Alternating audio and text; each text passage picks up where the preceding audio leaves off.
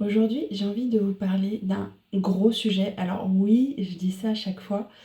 Là, c'est vraiment quelque chose d'important. Enfin, c'est toujours important, mais là, ça va être un sujet un petit peu plus profond. C'est quelque chose dont je trouve vous me parlez de plus en plus dans les conversations. Donc je vais pas faire durer le suspense plus longtemps. C'est la dépression. Vous m'en parlez beaucoup. Vous vous sentez vraiment mal. Vous savez que vous êtes en dépression. Vous êtes accompagné, vous avez un traitement, mais vous vous retrouvez pas, vous vous en voulez d'être dans cet état-là. Et donc aujourd'hui, j'ai envie de vous donner un coup de pouce. J'ai aussi envie de vous partager mon expérience parce que oui, encore une fois, je suis passée par là. Plusieurs fois dans ma vie, je suis passée par la dépression et je pense que tant qu'elle n'est pas guérie une bonne fois pour toutes, elle reviendra. Donc je pense que... Alors, il y a plusieurs sortes de dépression. Il y a déjà la maladie. Être dépressif, c'est une maladie. Il y a aussi des moments dépressifs. Moi, je pense que je peux plutôt parler des moments dépressifs puisque je crois pas être malade. Je pense avoir accumulé beaucoup de choses toute ma vie, comme beaucoup d'entre nous. Hein. Je suis pas là pour, comme on dit, pour conceptualiser sur mon sort ou quoi. C'est vraiment pour partager mon expérience. Donc, comme beaucoup, j'ai accumulé beaucoup de choses que je n'ai pas exprimées, que j'ai gardées en moi. Et donc du coup, c'était un terrain assez... c'était pas stable. Et à chaque fois qu'il y a eu... Enfin, et du coup, j'avançais, bon, j'arrivais à peu près à tenir, mais dès qu'il y avait un gravier, hop, tout s'effondrait. Et je pense que tant qu'on n'a pas vraiment un terrain stable, des fondations stables, je parle pas de l'environnement, je parle vraiment de soi-même, tant qu'on n'a pas vraiment des fondations stables, au moindre gravier, ça s'effondre. Et moi, c'est ce que j'ai l'impression de vivre donc depuis un petit moment. Des dépressions, j'en ai fait plusieurs. J'ai eu plusieurs fois des périodes où j'étais sous antidépresseurs. Donc là encore, je le suis. Mais je pense vraiment que si je le suis encore, c'est parce que j'ai laissé les médicaments diminuer les symptômes sans vraiment guérir ce qu'il y avait au fond. Et donc c'est ce que je veux vous aider vraiment à faire là, dans cette vidéo. Déjà, je veux que vous compreniez que c'est pas rien d'être en dépression, c'est pas quelque chose qu'il faut minimiser. Surtout ne pas se dire les autres y arrivaient pas moi, j'ai tout pour être heureux, je comprends pas, je suis vraiment nulle. Non, non, non, non, non, non. Parfois ça va pas et on a besoin d'un petit coup de pouce médicamenteux pour aller mieux. Et donc c'est ok bien sûr de prendre un traitement quand il y en a besoin. Mais pour moi, en parallèle, c'est très très important d'aller chercher euh, tout, tout ce qui s'est passé, tout ce qui a dénoué, vous savez, tout ce qui a dénoué, et pour avancer, pour avoir vraiment des fondations solides et pour pouvoir affronter les prochains obstacles de façon nettement plus sereine que ce qu'on a fait jusque-là. Donc, c'était ma petite introduction. Donc, comme à chaque fois, j'aimerais quand même savoir sur une échelle de 0 à 10 comment vous vous sentez. 0 étant vous êtes au fond du trou et 10 étant tout est parfait.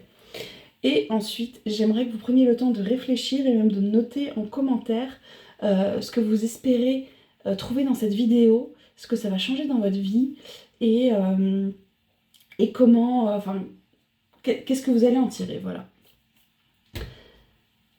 Alors une fois que vous avez fait ça, je reprends mes petites notes. Donc pour remettre dans le contexte, donc je parle vraiment à celles qui ne se reconnaissent plus, qui ont l'impression que plus rien n'a de goût, que vous n'avez plus d'énergie pour avancer. Alors peut-être vous vous dites c'est juste une phase, mais moi j'ai envie de vous dire, est-ce que peut-être c'est un signal plutôt qu'une phase? Est-ce que ça vaut le coup plutôt que de l'enfouir sous le tapis et de se dire ça va passer, plutôt se dire ok tout ça c'est un signal, il y a quelque chose à creuser, allez on y va, on met les gants, on prend la pelle et on creuse pour vraiment tout réparer. Parce que vraiment je suis persuadée, parce que c'est l'expérience que j'ai, mais tant qu'on qu'ajuste les symptômes, ça va revenir à un moment donné en mode de plus en plus fort d'ailleurs.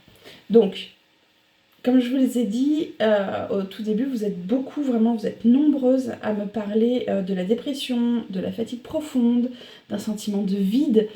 Et donc, Comme je vous dis depuis le début, c'est quelque chose que je comprends totalement parce que je suis passée par là aussi et plusieurs fois. Là en ce moment je suis encore en train de guérir d'un burn-out parental, mais encore une fois, c'est parce que j'avais pas fini de régler le reste. Vraiment, j'en suis persuadée. Et donc, moi aussi, j'ai traversé des périodes où j'avais plus envie de rien, où je me sentais totalement éteinte et inutile, et pas à la hauteur, et pas à ma place. Enfin voilà, je pense que ces mots-là résonnent en vous, c'est pas la peine que j'en énumère beaucoup plus. Donc bien sûr, le souci quand on ne met pas de mots dessus, quand on essaye juste de mettre ça de côté, se dire ça va aller, on s'enferme dans la culpabilité parce qu'on se dit qu'on devrait tenir parce que les autres y arrivent, alors pourquoi nous on n'y arrive pas? Mais en fait, plus on va nier ça, plus on va essayer d'étouffer tout ça, plus on va s'enfoncer. Parce que donc, comme je vous disais, reconnaître la dépression, c'est déjà un premier pas vers la guérison. Alors moi j'appelle ça dépression, appelez ça comme vous voulez, mettez le mot que vous voulez dessus. Pour moi, c'est le terme que j'utilise. Mais une fois qu'on se dit, ok, je vais mal, ok, ça va pas, c'est pas rien, je vais peut-être pas y arriver toute seule, qu'est-ce que je fais maintenant? Donc, c'est la question que je me suis posée, hein. Voilà, moi aussi j'ai eu un déclic, et le déclic ça a été de comprendre, d'admettre, tout simplement de reconnaître que je pouvais plus continuer à vivre en mode pilote automatique, en mettant mes besoins de côté, et que si je voulais retrouver le goût de vivre, il fallait que je me remette au centre, il fallait que je mette un coup de pied justement, enfin que je continue de creuser pour régler tout ce qu'il y avait à régler. Et tous les jours, j'ai réglé des nouvelles choses qui se sont accumulées au fur et à mesure des années, au fil des années. Et puis qu'un jour, un jour, si on le décide, bien sûr, on n'est pas obligé, on peut vivre avec des œillères toute sa vie et c'est ok. Et je me suis coupée parce que il y a mon fils qui est arrivé et j'ai été surprise. Bon. Donc, c'est ok de pas être bien, c'est ok donc de prendre le temps de creuser pour aller mieux, mais c'est aussi ok de se dire je vais continuer, ça va aller. Vraiment, on n'est pas là pour juger. On est là, moi, cette vidéo, elle est là pour celles qui veulent des clés pour retrouver de l'énergie et vraiment pour vous dire que vous n'êtes pas seul. Donc, qu'est-ce que ça a changé pour moi justement de changer ma vision de moi-même plutôt que de me dire je suis pas à la hauteur, mais me dire on a tous une sensibilité différente et c'est ok. Et c'est ok de vivre les choses différemment. Et donc une fois que j'ai compris ça, donc j'ai commencé un chemin et donc aujourd'hui je peux pas dire que tout est parfait. Par contre, je peux dire que mes bas sont de moins en moins bas. Évidemment, il y a toujours des hauts et des bas, mais les bas sont de moins en moins bas. Et j'arrive à trouver des moments de paix. Donc des moments où j'arrive à faire en sorte que ce qui se passe autour ne m'atteigne pas. Et donc, aussi, je retrouve de plus en plus mon énergie, je retrouve de l'enthousiasme, de l'envie, et surtout, je me retrouve moi, ou même je me découvre moi, puisque j'avais toujours, je pense, été en mode pilote automatique à faire ce qu'on attendait de moi, et puis c'est tout. Et donc maintenant, le moment qui vous intéresse le plus, c'est comment j'ai fait. Et c'est très simple, rien de... Mais c'est quelque chose que si on ne fait pas, ce sont des choses, voilà, si on ne les fait pas, c'est bancal. Donc déjà, écoutez les signaux du corps. Le corps sait. Ça fait quelques semaines maintenant que j'ai le livre de Lise Bourbeau sur les signaux du corps. Et donc à chaque fois que j'ai mal quelque part, je regarde ce à quoi correspond la douleur. Et du coup, donc je regarde la signification et je viens chercher ce qui bloque ou ce qui a bloqué, et du coup ça me permet d'avancer. Donc ça c'est vachement bien, vraiment je vous le conseille si vous voulez le titre, envoyez-moi un petit message, je vous le donnerai. Ensuite bien sûr je respecte les fluctuations d'énergie, c'est-à-dire que c'est ok d'avoir des journées où on est à fond, où on peut faire 10 milliards de choses, et c'est ok d'avoir des journées où on est crevé et on a juste besoin de dormir. Ça c'est ok. Alors on peut le faire, on peut pas le faire. Moi je sais que depuis que vraiment je m'écoute, que je me dis ok là je suis vraiment fatiguée, quand il y a plusieurs matins où j'ai du mal à me lever ou même j'ai pas envie de me lever, je me dis ok là aujourd'hui je prends le temps de ne faire que ce que je veux, la terre ne va pas s'arrêter de tourner, et Et du coup, je récupère de l'énergie nettement plus vite que si j'avais continué à attendre un miracle, que par miracle je retrouve mon énergie. Et donc voilà, de la même manière, j'accueille ce dont j'ai besoin, mais sans culpabiliser. C'est-à-dire que c'est ok d'être fatiguée. Si j'ai envie, je cherche la raison, mais je me dis, ok, voilà, il s'est passé ça. Ok, j'ai le droit d'être fatiguée parce que oui, je suis sur certains points plus sensible que d'autres, parce que je m'investis totalement, parce que je me mets à la place des gens. Et donc forcément, pour vous donner un exemple, euh, quand j'échange avec quelqu'un, je me mets vraiment à sa place, je me connecte vraiment à la personne. Donc, par exemple, pendant l'été, pendant les moments où on a pas mal de repas en famille, où on croise beaucoup de gens, ça me fatigue énormément de me connecter profondément à chaque personne. Et donc, je me suis rendu compte après les vacances que ouais, j'étais épuisée et j'avais juste besoin de ne rien faire, de me retrouver moi et de ne voir personne. Alors personne en dehors bien sûr de la famille très proche. Donc là, c'est pas négociable pour moi. Ça peut l'être pour vous, c'est ok. Si vous sentiez que vous avez besoin, si j'avais senti que j'avais besoin de couper aussi de mon fils et de son père, ça aurait été ok. J'aurais pris 1 ou 2 nuits à l'hôtel et puis c'est tout. Là, non, j'avais quand même envie de les voir, mais personne en plus. Et enfin, ce qui m'aide vraiment beaucoup à garder mon énergie maintenant, à garder de la motivation, c'est de garder en tête ma mission, mon rêve, mon pourquoi, appelez-le comme vous voulez, mais vraiment savoir ce qui est vraiment important pour moi et ce dont je veux qu'on se souvienne de moi, ça me redonne une énergie de fou et je sais pourquoi je suis là et rien que de savoir ça, ça fait que je relève la tête bien plus rapidement qu'avant. Donc voilà, c'est ce qui me guide, même quand c'est difficile, c'est ce qui fait que je ne m'abats pas comme je pouvais le faire avant, à passer des journées entières à pleurer. Maintenant je me dis ok, là c'est difficile, c'est ok.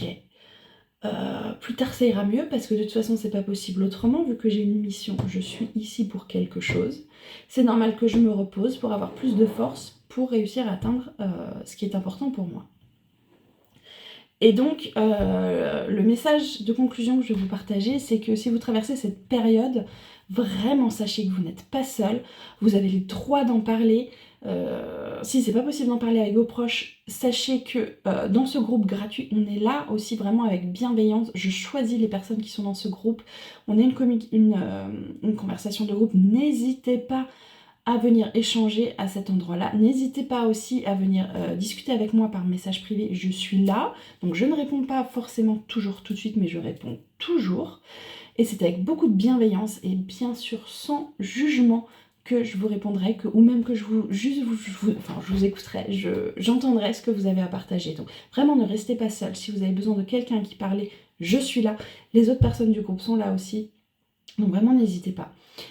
Et n'oubliez pas on est là tout ensemble pour s'en sortir, pas juste se forcer à tenir le coup, à se résigner, à se dire que ça va aller coûte que coûte. Voilà, on peut vraiment se reconnecter à soi et retrouver de l'énergie, de la motivation. Et donc gardez ça en tête. Donc, j'espère que tout ce que je vous ai partagé ici va vous aider à sortir de là. Et si jamais vous voulez aller un petit peu plus loin, vous voulez être accompagné, et donc avancer sur ce chemin, remettre vos besoins au centre et retrouver votre paix, sachez que donc le programme Remets-toi au centre est justement là pour ça, c'est exactement ce pourquoi il est là. Donc Remets-toi au centre, c'est retrouve qui tu es, ou découvre qui tu es, et donc construis-toi à partir de toi. Donc, si vous voulez plus d'informations, envoyez-moi info, donc soit en commentaire, soit en message privé, je vous enverrai tout, et on pourra voir ensemble si c'est pour vous ou pas. Voilà. Là-dessus, j'espère vraiment que cette vidéo va faire la différence pour celles qui en ont besoin. Si vous avez besoin de plus, n'hésitez pas à me le dire aussi, je peux aller plus loin. Et puis, encore une fois, ne restez pas seul. Et ne dédramatisez pas, voilà, c'est important ce que vous vivez. Et ne pas s'en rendre compte, c'est ne pas céder. Voilà, donc j'arrête ici. Je pourrais en parler pendant des heures, vous l'avez vu. Mais je m'arrête ici pour pas que ça dure trop longtemps. Je vous souhaite de passer une très bonne journée et encore une fois, ne restez pas seul.